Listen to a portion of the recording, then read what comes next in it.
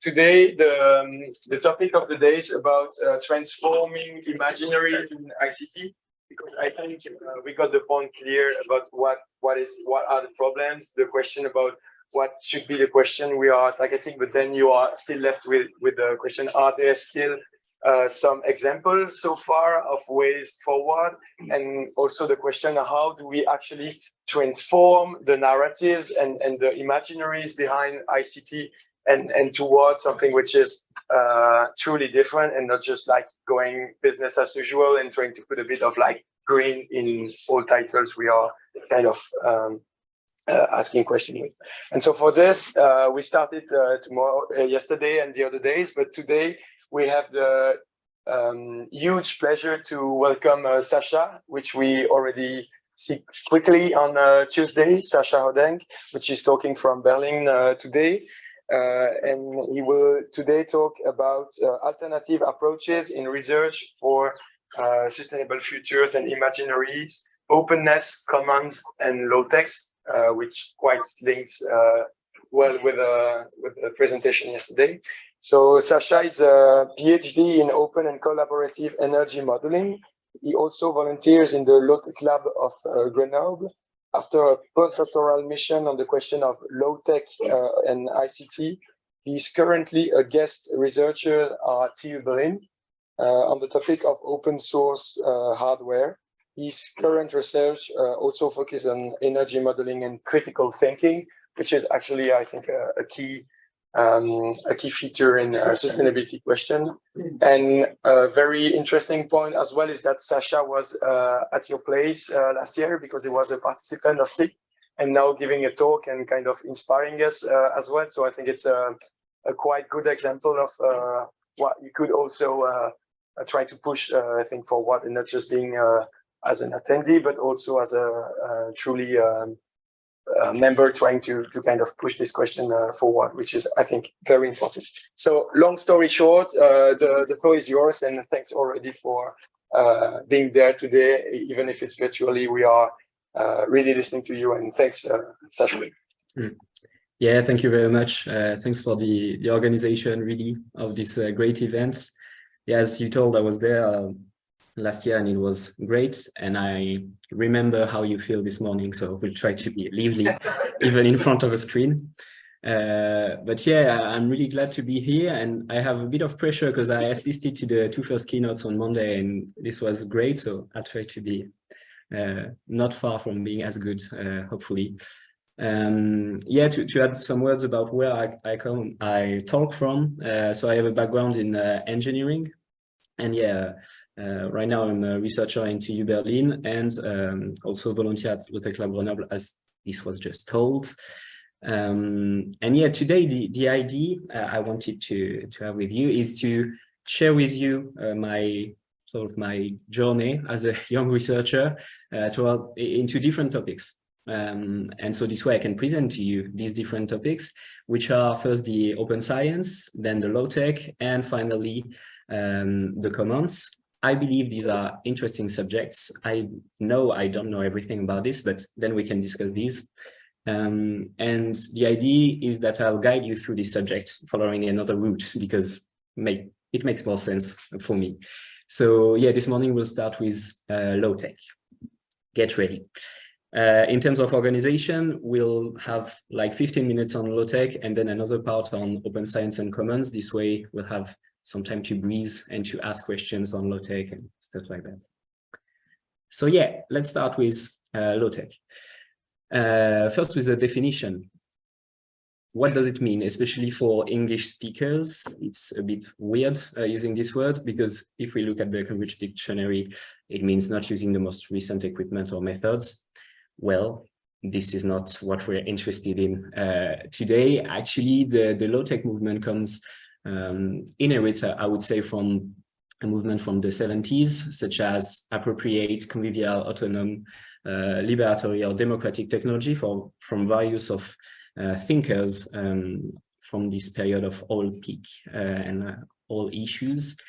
And generally speaking, we can say that it comes from all these thinkers with the idea of small scale, sufficiency, environmental friendliness, and labor-intensive technology. with the idea that technology is not neutral. So right now there's a plural definition of low-tech. One, I would say, coming from the Low-Tech Lab, an association that was founded in 2014. And so they define low-tech as a technology, a technical system, even a way of thinking that is useful, sustainable, and accessible. What does it mean? Useful, it answers basic needs, like you can have food, you can move around, you can heat yourself, stuff like that. Sustainable, lower the sustainable impact. We already talked a lot about this on Monday. And accessible, both in terms of knowledge, the knowledge is accessible, and in terms of finances. In 2022, the ADEME, so the French Agency for Ecological Transition, adds the fact that it should be local and favor autonomy. And on the other hand, we have another thinker who is Philippe Biwix, a French engineer, who presents low-tech in his book, The Age of Low-Tech, as sufficient, dignified technology, and he presents it as a societal concept rather than just a concept about one given item. So these are the definition, generally speaking, and we'll go into examples to make you perceive what it means. But right before, I'd like to go on a little on the definition, because on Monday, you talked a lot about sustainability definition, and this was great. We'll talk about accessibility right after, but let's talk about usefulness for a bit. Saying that something is useful is sort of saying, I need this, I need that, I need this much food, I need that. But the issue with the needs is, we've seen it on Monday. First, it's very fuzzy, and it's not really a good definition. And there's also an issue of methodology. When you say, I need this, when you say something is useful, it puts a lower threshold on what you actually want to access. And this is not what we want in terms of methodology. We want an upper threshold, saying, we have this much, this is enough. And so this year, actually, Quentin Mathéus and Gauthier Roussille. Quentin Mathéus is a member of the Low-Tech Lab, and Gauthier Roussille is a thinker who was at the SICT, I think, on the first year. They developed this book, Low-Tech Perspective, and rather than talking about usefulness, here is the question they come from. What is sufficient for us to flourish collectively in a constrained world? I think this question is great, because it can be used for various purposes, and it puts an upper threshold on what we want to access. And this is actually what we want.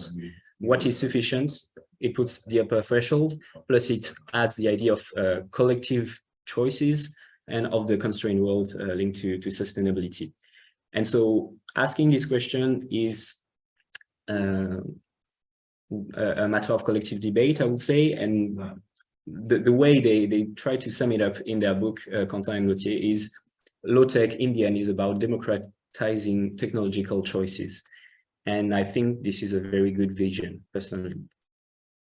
So let's get out of the concept, and let's give you some actual examples of what low-tech can be. So an instance is a biomethanizer. So you take your food waste and get biogas out of it to cook, for instance. So this is a nice item. You can self-construct it if you're safe enough.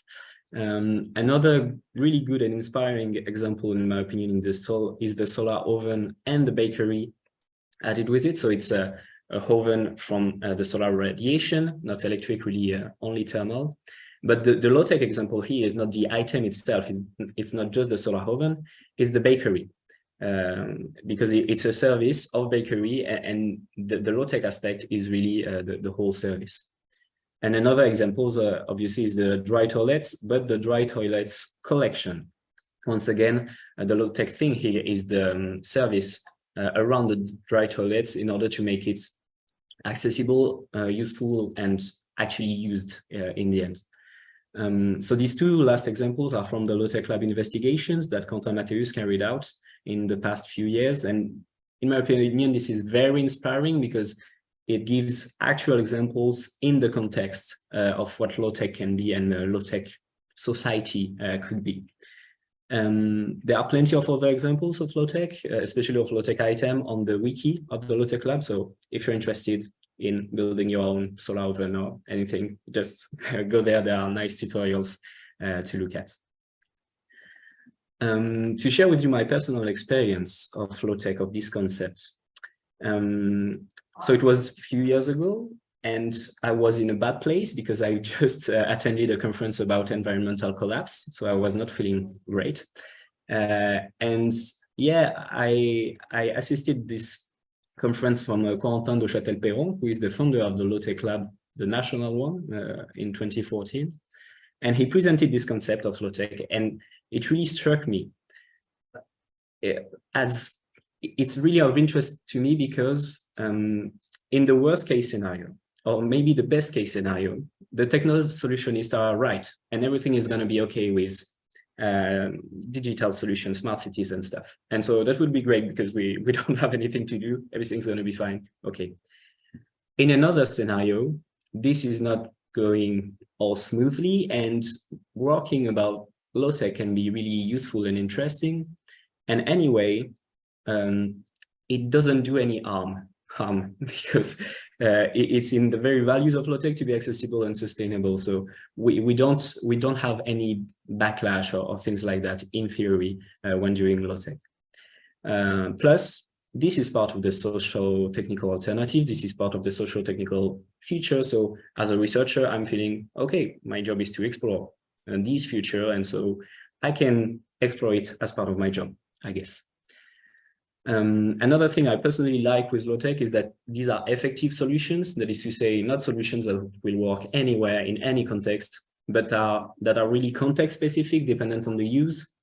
It invites to transdisciplinarity, that is to say, working with various academic disciplines, but also with people, with citizens.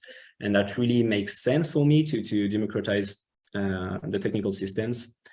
And a nice thing perhaps to say, and interesting to say perhaps about low-tech is that it's a floating concept in time and space. So it sounds like Doctor Who, but it's a floating concept in time because a low-tech today will not be the same as a low-tech in 2070, or that was a low-tech in 1940, let's say. And a low-tech today in France, depending on all the waste we have here, for instance, ICT waste, is not the same as a low-tech in Ghana or a low-tech in Cuba. So this is also the idea of context and uses. And finally, what I found really interesting about low-tech is that beyond quantitative, it can empower people. We've seen it with some experiences, experiments with people. In the end, it's not about the financial saving that you make here, but rather about the fact that you can have an impact on what's around you. And so a few years ago, in 2020, we decided to found this community of low-tech in research and teaching.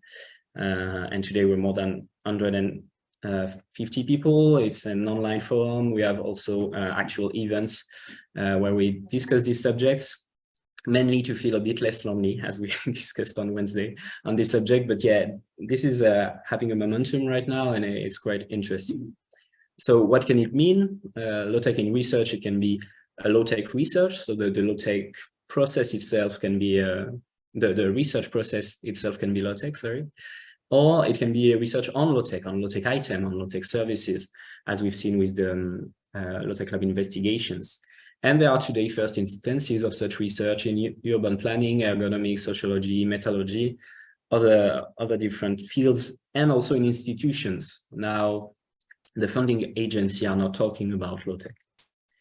And in teaching, and to be fair, this is actually what we already experimented, not many examples of low-tech in research, but in teaching, it's really interesting because it's a good pedagogical object, the low-tech.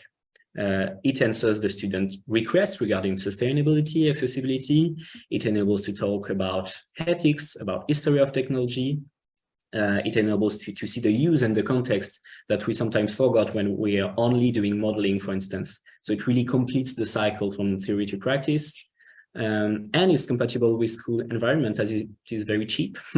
So yeah, we are doing some low-tech teaching right now, and we have European funding, low-tech for sustainability, to develop such teaching materials.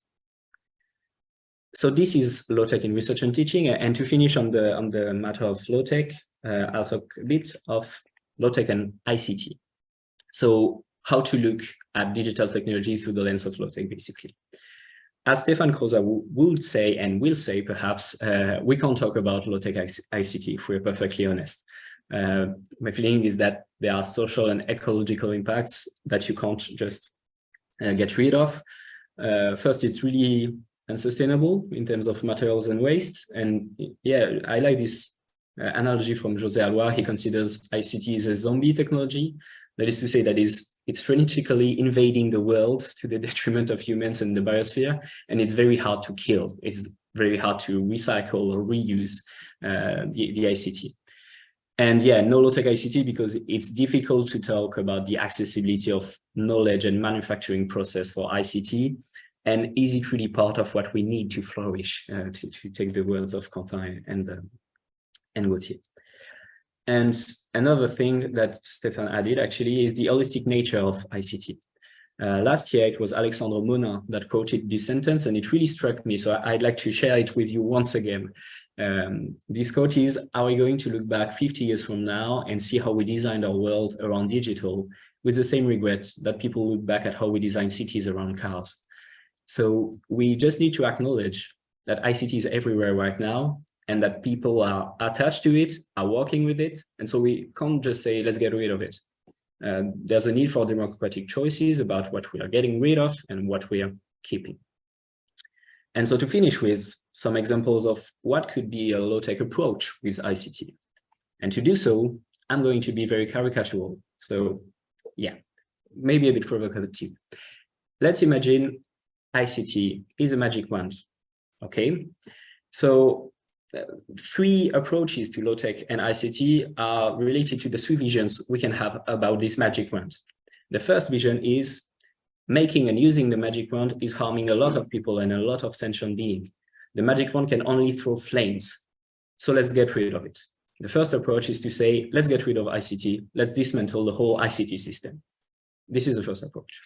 The second approach might be, okay, the magic wand is interesting. It's capable of good, of bad. It's a pharmacon, let's say, but it's in the hand of bad wizards. So maybe let's do it alternatively. Let's shape the way we use the magic wand. And this is, I think, what Stefan Krosa is doing with the low technicization or the low technicizing, about rethinking ICT in various spheres of our society, in the work sphere, in the individual and collective sphere, and the political sphere. But he'll talk better about this than I will. And the last vision of the magic wand is, it's magic, but there's a trick to it. So let's reveal all the tricks that are behind this magic. And it's the territorializing approach from Gauthier Roussel, that is to say, okay, let's reveal all the impacts and all the dependencies of ICT locally and globally. And this way we can try to reduce it. So I don't know what's your vision, but we can talk about this. These are, in my opinion, inspiring stuff. And so, yeah, let's breathe right now. And I'm open for a few questions about low-tech. Thanks, Sacha. So as Sacha said, we will do like 2 rounds of Q&A, one now, one at the end of the video. So do you have any questions that you would like to raise so far, or any feedback? Yeah. So one there. Any other question? Yeah, a second one. Let's start with that. Yeah, good.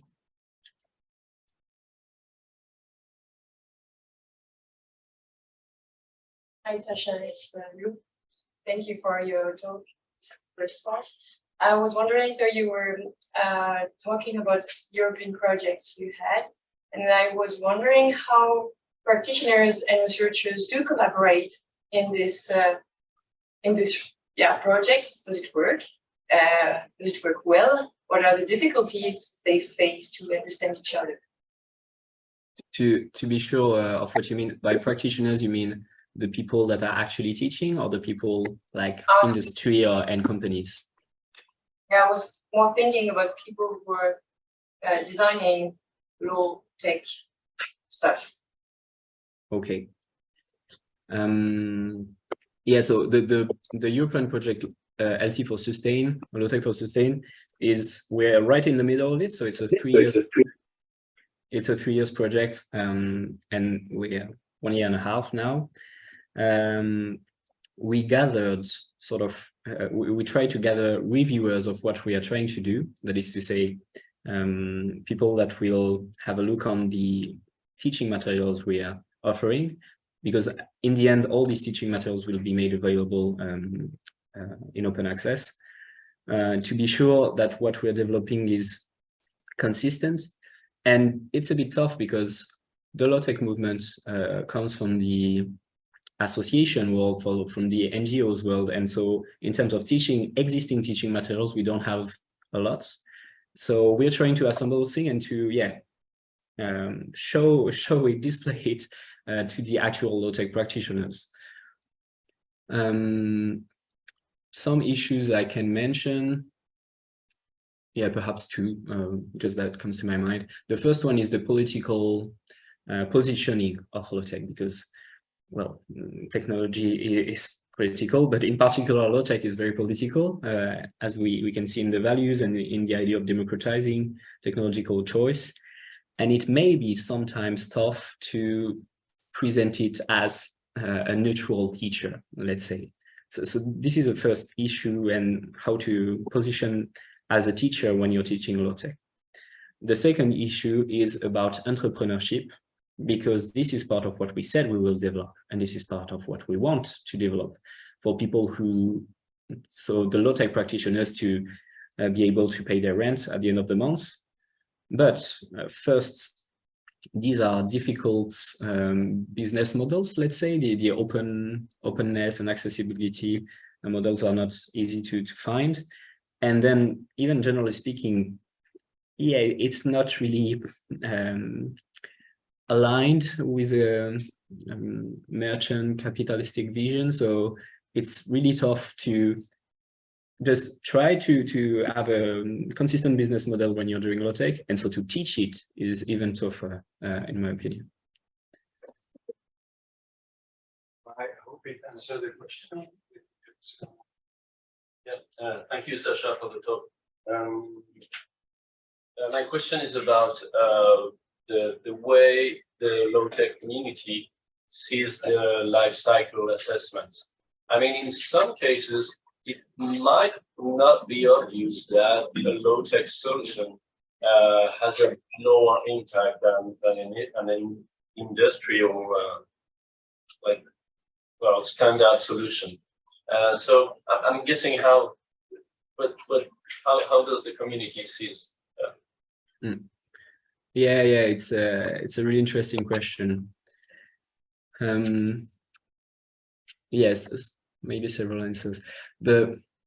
As the low-tech definition is plural, I would say that the low-tech community is plural as well.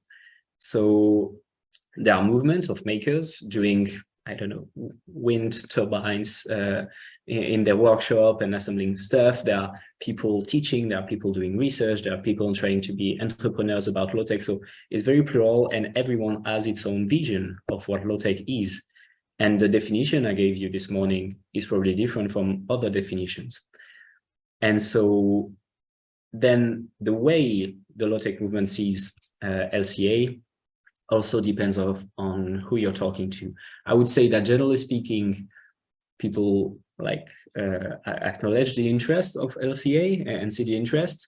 And so, sometimes a low-tech solution is perhaps a bad idea. Perhaps you should go for the high-tech solution. Philippe Biwix takes the examples of big energy or water networks in the cities, how to manage it as low-tech today. It's a bit a tricky question. My personal vision is that as sustainability, accessibility, usefulness is part of the low-tech paradigm, then you should really think about it. And if your low-tech solution is not appropriate, then perhaps it's not a low-tech solution.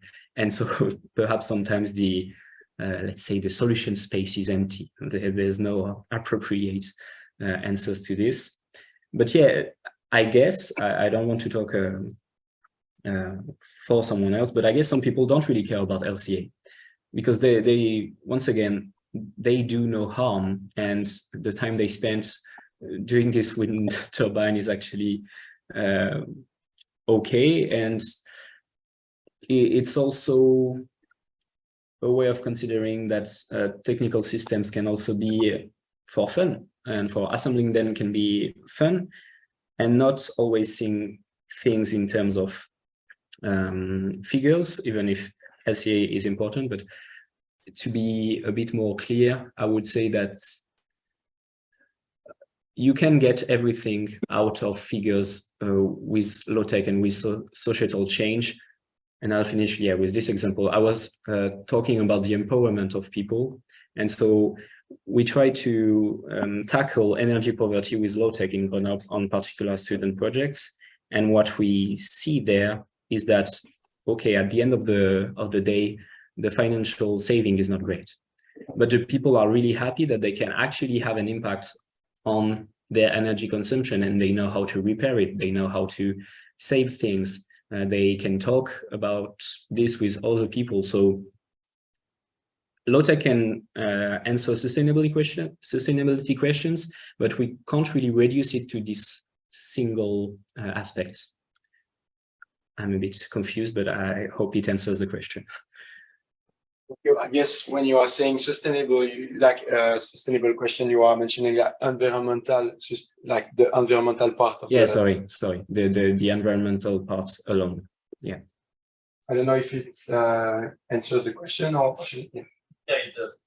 Thank you. I have maybe a last one, and then we can go for the next part of the talk. I don't know if anyone else has a question so far. It's just a kind of a bit devil's advocate question. Thanks for the talk already. But you mentioned the fact, like on research, we don't have that much. And then you mentioned, but we are going for teaching, and there we see like the benefit of it and stuff, at least of questioning.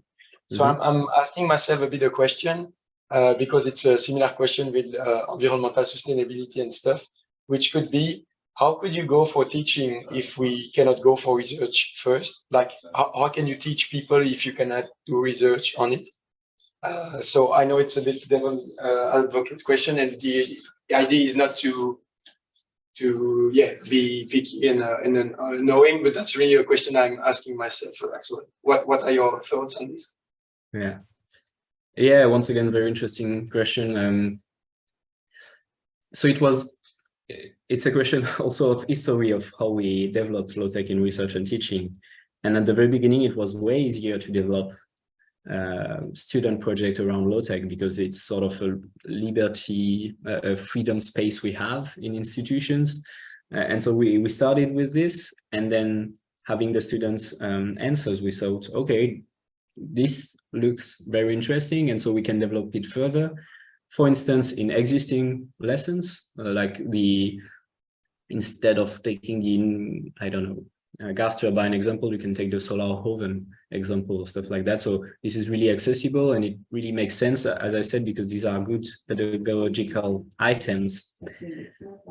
And yeah, maybe a bit more freedom in teaching.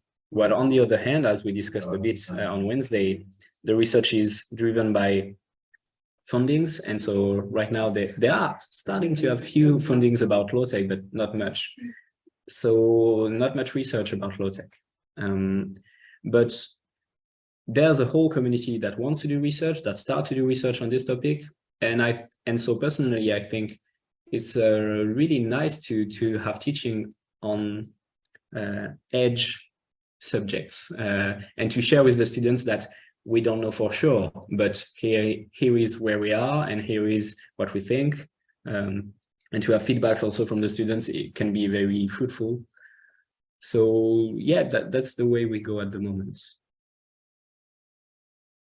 Thanks a lot also for the insight of like maybe sharing we don't know, but we need to ask this question and work on this. So I think that's something we are maybe not used to discuss in teaching, like being able to say we don't know, but we still ask the question and discuss with students. So I guess that was also the last part of your point, if I understood. Yeah. Great. Should we go for the second part? Because we have like half an hour left. Is it Yeah. fine for you? Yeah. Great. Cool. Okay, energy, don't sleep, please. I'm sorry, I'm not here, and it's a pity because I live in Grenoble usually.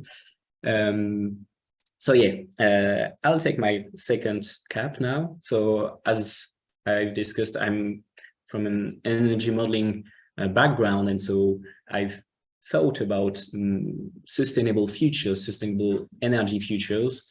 And so you already talked a lot about sustainability way better than I will do, but the way I can try to summarize it for me with the donut example is how to both respect the planetary boundaries and ensure decent and fair life conditions for all. And so how to do this in research is an interesting question, I guess, especially when you're a researcher. And is research up to face such challenges? This is what we will try to talk about in this second part. And one of the interesting missions of research, in my opinion, is to provide useful knowledge for people to go towards these sustainable futures. And so can research provide such useful knowledge? And so another question is, does research provide knowledge at all? The thing is that today, so these figures is presenting the amount of the ratio of open access articles depending on the fields. So from 2009 to 2018, this is changing, but yeah, you see the big picture, and everything that is in gray is not shared openly. I've put a little arrow on my field, electrical engineering. We're not the best pupil in the room, I would say. But yeah, there's a limited access to knowledge today, and these are just articles. We're not even talking about actually useful knowledge, useful, I don't know, software, useful practices, services, stuff like that. These are just articles. So I think this is a very optimistic view of knowledge, but this gives a first idea. And so there are many issues with the fact that the access to knowledge is limited or closed. First, the fact that studies are opaque, not reproducible, or even biased and erroneous. We can't check it, basically, and that's an issue. Then it conduces to parallel efforts on common issues, like on sustainability issues. This would be nice to all work together rather than waste resources and have difficult collaboration between research teams. It can also triggers a trust crisis from citizens and politicians that we can see right now, experience right now, for instance, on the sustainability issues. And it also creates barriers to adoption from, for instance, public institutes in the Global South that cannot access software or research materials that they would benefit from. But this is something we can change, and here comes open science. So open science is both a movement to make scientific research data and dissemination accessible to everyone. And open science can also describe knowledge that is transparent, accessible, shared, and developed. A good way of remembering what open knowledge is, or an open content is these 5 R's of the open content definition. So if you have a piece of knowledge, let's say this presentation I'm giving to you, you can retain it, you can revise it, you can remix it with other contents, you can reuse it, and you can redistribute it. And this makes it an open content.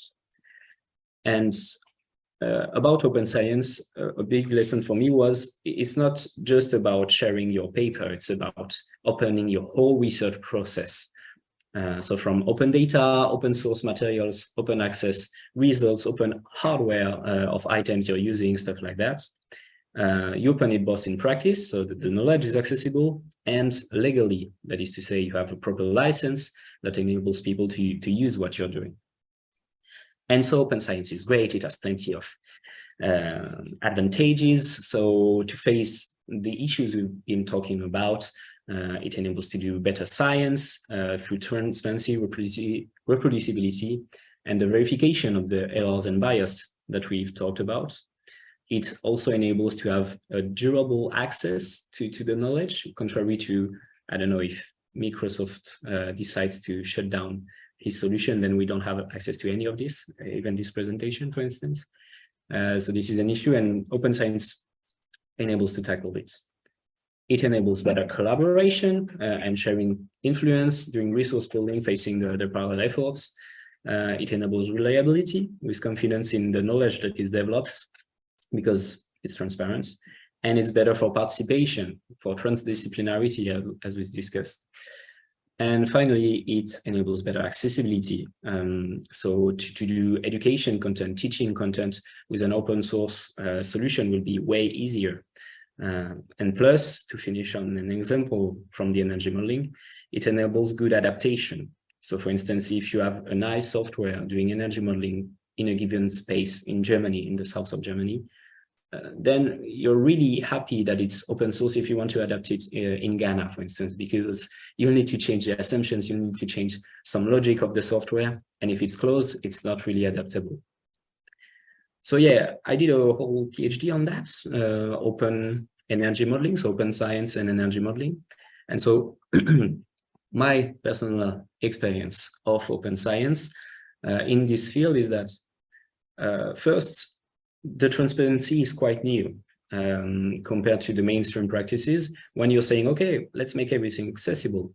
This is new, and I really experienced this idea of durable, sustainable access to the assumptions, to the logic, because when I was arriving on a project, I couldn't tell what was done before me because everything was closed and done by companies, let's say. And so starting and saying, okay, from now on, all our choices, all our developments will be accessible in the long run. This really changed something, and this makes even your life easier to develop research and projects. A second thing I experienced is that it may be a bit scary, open science, because you're thinking, okay, now everything that I develop will be made available out there. And so I need to be very rigorous about what I'm doing, and I need to be very sure of what I'm saying. And this is actually quite healthy in research because it just triggers good research and reflexivity, thinking about what you're doing, why you're doing this, and do you do it correctly? And so, yeah, in my opinion, that's very healthy. And finally, the experience, and it's quite, personal, I don't know. There's a paradigm shift in research from competition to collaboration with open science. That is to say, when you see someone, meet someone that does exactly the same thing as you do in a competitive world, and maybe in the human nature, I don't know, you're a bit jealous. You're thinking, okay, that's bad because now what I'm doing is useless because he or she is already doing this. So that's bad. But in the open science world, magic open science world, when you're thinking about collaboration, this is a great news because you have someone that does that knows what you're doing, and you can collaborate and go further away together. And if research can go this way, this would be really nice, in my opinion, especially on the sustainability issues. Of course, there are general barriers to open science, so the lack of awareness. So hopefully today you're all aware that open science is great. Lock-in strategies of some softwares, it will keep people under their use, and the lack also of political incentives and funds to develop such practices because it can be time-consuming. So, okay, open science is great, but making science open, is it enough to face crisis? Because, okay, maybe it can make research a bit more good, but is it sufficient? And the answer, as you can probably guess, is probably not. The first part of the answer is that, okay, open science, it enables reflexivity, as we've just said, research assessment, because everything's transparent, but it does not ensure that we have a responsible research. You can do, no one does that, but open research about weapons and stuff that harm people. So generally speaking, I would say open science is probably necessary, but not sufficient to make responsible, to go towards a responsible research. The second part is more complex, and it's a complexity issues actually, is that we are facing social and ecological crises, which are complex issues. We can define complex issues with 3 characteristics: mutually influencing variables, a context of great uncertainty, and multiple players with divergent system value.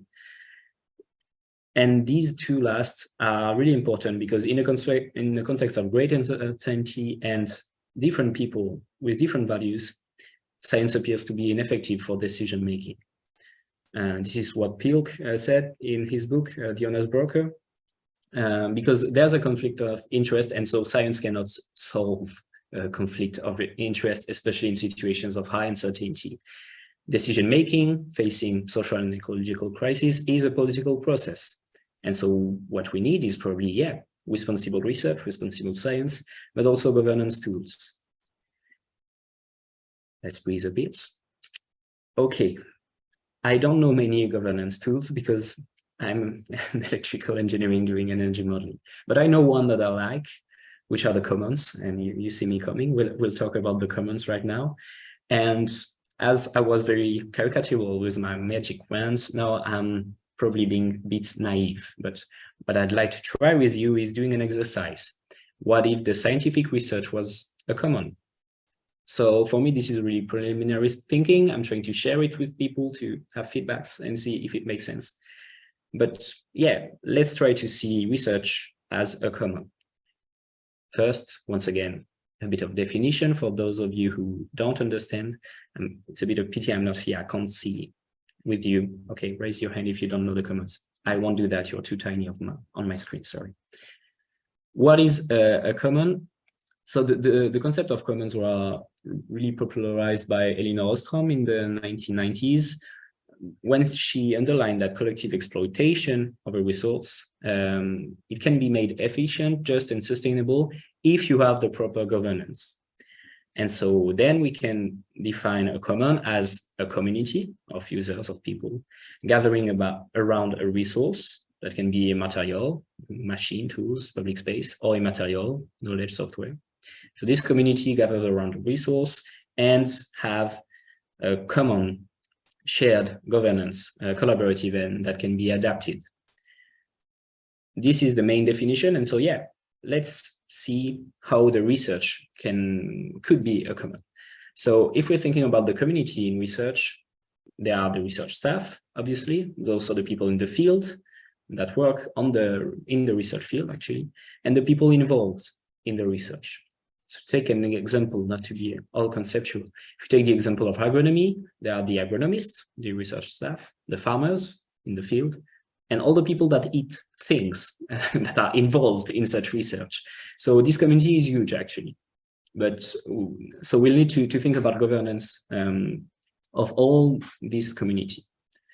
Regarding the resource, there is the knowledge, obviously, but also the human resources, so all the research staff, but also the materials, the big research infrastructure, the facilities, and especially the ICT. And so now to the interesting parts, the governance. What can commons teach us? So obviously open science can be part of the governance of the research because it gives a governance to the access of knowledge, the open science practices. But I would say this is really a tiny part of what the governance of a research common might be. You can think about many things. The research orientation, we've talked about it several times, the fundings, who funds what for. So there's this French example, Horizontaire, so Horizon Earth, developed by the NGO Sciences Citoyennes, who tries to offer an alternative to H 2020 with different objectives and saying, you could give us 1% of the fundings and we will do great stuff. You can have a governance around scientific activities in and out of the laboratories, with the great example of the European Citizen Science Association. I really encourage you to see their production and their definition of citizen science. This is really interesting, in my opinion. Also governance, yeah. Sorry to interrupt, Sacha, you have 15 minutes left, just for you to know. Okay, I'll stop soon. Also governance about knowledge development, the way we go to a consensus. So for instance, deliberation, the importance of procedures of what we're doing. And you see me coming, governance around materials development and uses, such as large instruments, big synchrotron or whatever, and ICT, all the ICT we use and develop in research. And so, yeah, we won't talk about this. And so, yeah, regarding ICT and commons, there's a tension. There's a tension actually between the knowledge and the materiality of this knowledge, the digital world and the materiality of this digital world, I would say. So all the knowledge produced via scientific research, this is great. This is information commons, and it's free circulation. It favors its enrichment. So we should really share all this knowledge, and this is good, and this is not scarce. It's not a scarce resource, knowledge. We should just share it and develop it. And this is mainly the free culture, the free software culture and everything around this aspect of the commons, the information ones. But on the other hand of this tension here is the materiality of ICT. So all the major research instruments, the digital infrastructures that are material commons that we should have governance about. And as Alexandre Monin puts it, we can even consider these as negative commons. That is to say, something that we inherit from, and that we should have democratic choice around the fact that how to manage them, because people are now attached to it. And that's also something we discussed with Lotek. So yeah, how to have democratic choices around this. And yeah, I find this tension quite interesting between this interest of knowledge development and the materiality of the knowledge. So I'll end up here with some takeaways, generally speaking. Hopefully you learned something. Yeah, thinking of low-tech as socio-technical alternatives, and also as sort of an embodiment of the democracy, the technical democracy, let's say. The fact that open science seems necessary and needs to be developed in research, but there's a need to raise awareness, and it's really accessible. It's not a fuzzy alternative. It's really accessible open science. So please do open science daily, even if we can discuss the limits of it. And there's obviously the question of the role of researchers facing crisis. And anyway, governance is necessary here. Commons can be a path. My main message here, I would say, is let's embody these concepts, because I have the tendency to be very conceptual. Let's try to make concrete examples. Common can be a map, low-tech can be a way. Let's try this. Thank you.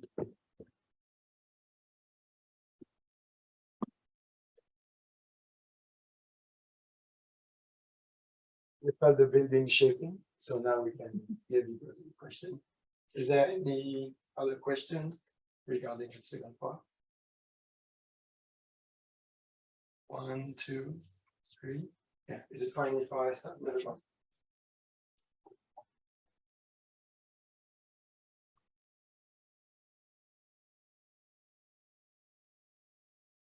Sacha, thank you for your talk. It was very interesting to listen to the science concept. And my question would be, what are your suggestions on how to circulate knowledge?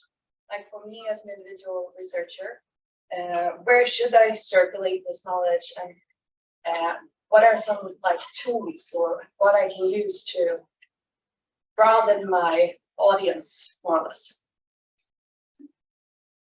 Yeah. Okay. So on the open science side, how to share knowledge, basically, if I understood correctly.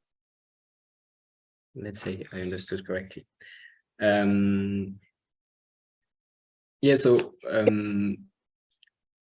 the basic stuff, and there are now many open science policies.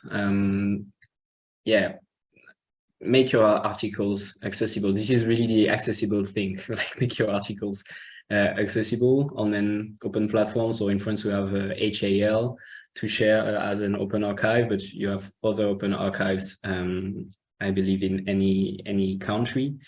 So let's share it on this, and you can have a look at the Coalition S that enabled that today, at least in France, and I believe in whole Europe, you're authorized to share your article, even if you sign something, an embargo with the editor. Please check it, and it's in the 6 months on technical subject and 1 year in social sciences. So even if you sign something, you can do this.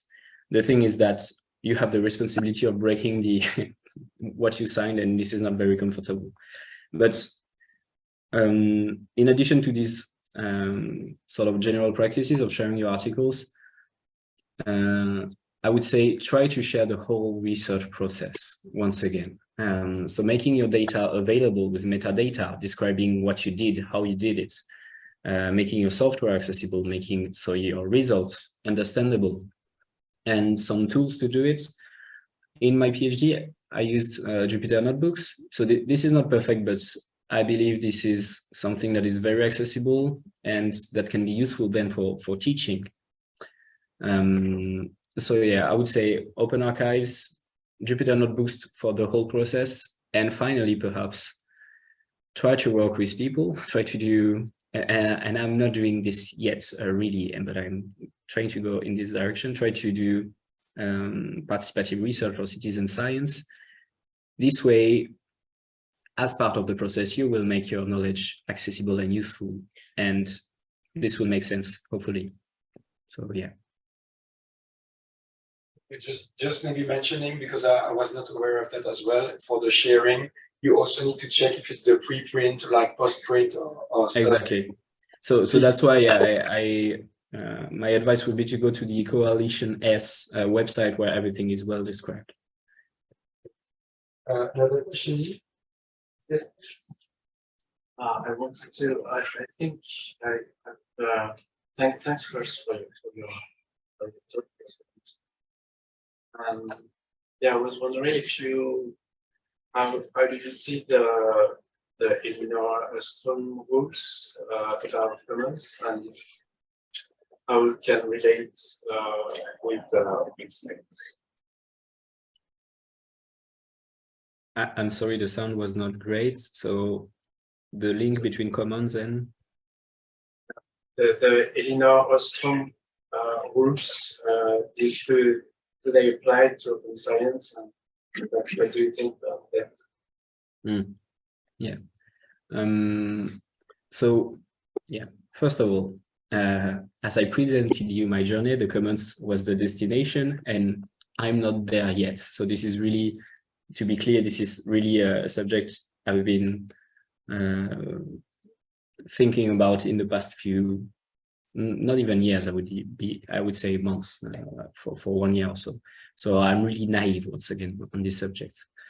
And so those Elinor Ostrom rules apply to open science. Yeah, but as we've seen, yeah, let's go back to this. This is just a tiny part. Once again, there are plenty of other things to think about when you're thinking about commons. And on the other hand, and this is something I didn't talk about, there's this question of usage right license that Alexandre Monin, once again, and Eric Tanier, they wrote an article on this subject saying basically, okay, let's say we make all our knowledge accessible, we as research community. This is great, everyone can collaborate, all the advantages of open science we've been talking about.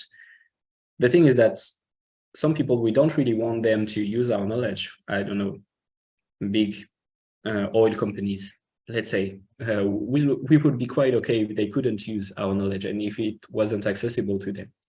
So we could think about a usage right license, that is to say licensing, everything's accessible, you can do everything that you want with this, like the open science, open content definition, within a certain usage afterwards.